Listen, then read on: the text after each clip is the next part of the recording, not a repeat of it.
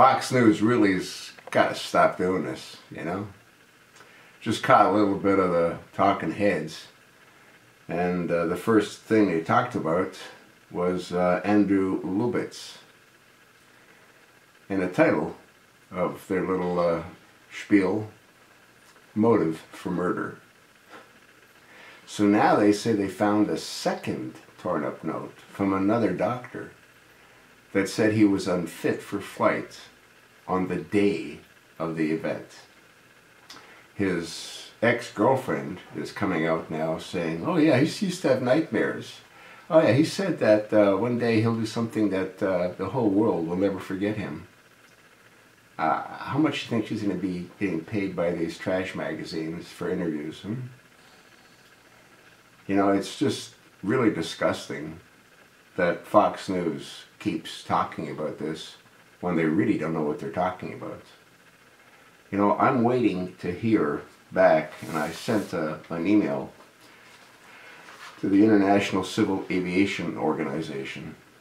And as I've stated in a couple of my videos on this topic, in the United States airspace, any pilot that enters the United States airspace from any part of the world has to comply with all of the FAA regulations. I'm waiting to hear if that's true between pilots that fly between other cities in Europe or in Africa or in the Middle East. I can't imagine it would be any different. It wouldn't make any sense. What sense would it make that a German pilot that flies into New York has to comply with our FAA regulations, whereas a German pilot that flies between other cities in Europe doesn't? It makes zero sense. There'd be no way of keeping track of any of it unless it was all a requirement. So what that tells me is that this story of theirs meaning Fox News, holds no water. A doctor that is examining a pilot for whatever reason doesn't give him a note to take home. It doesn't make any sense. I can't understand why pilots haven't spoken up about this. Pilots that fly internationally and pilots that fly in Europe.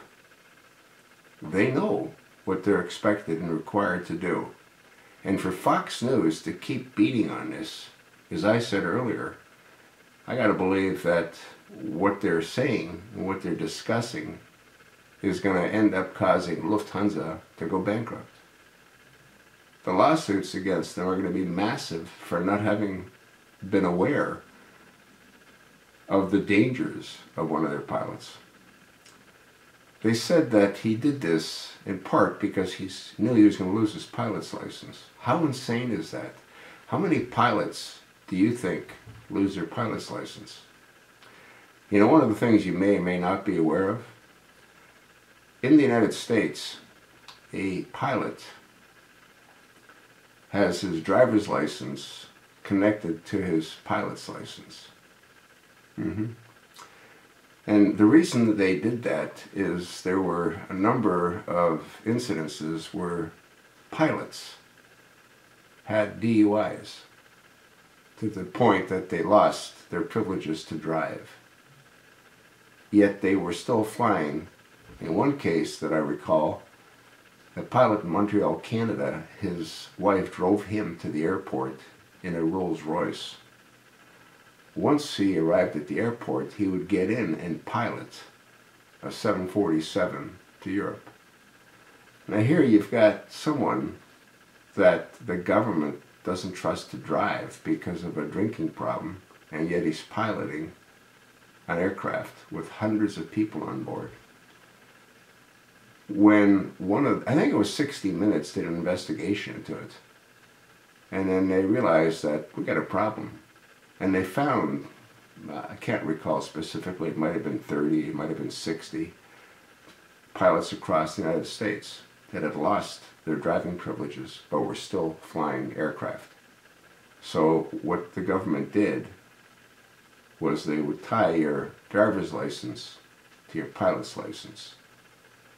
So if I, for example, got a DUI, I'd lose my pilot's license. At the same time, I'd lose my driver's license, depending on the severity of the DUI, I imagine. So there are a great deal of procedures in place to try to protect the flying passengers. And it makes no sense, none whatsoever, that in Europe, a doctor, or in Lubitz's case, 2 doctors, send them home with a note saying you're not qualified to fly. What sense does that make? None. And Fox News needs to be a little bit more responsible with their reporting. That's sort of what I think.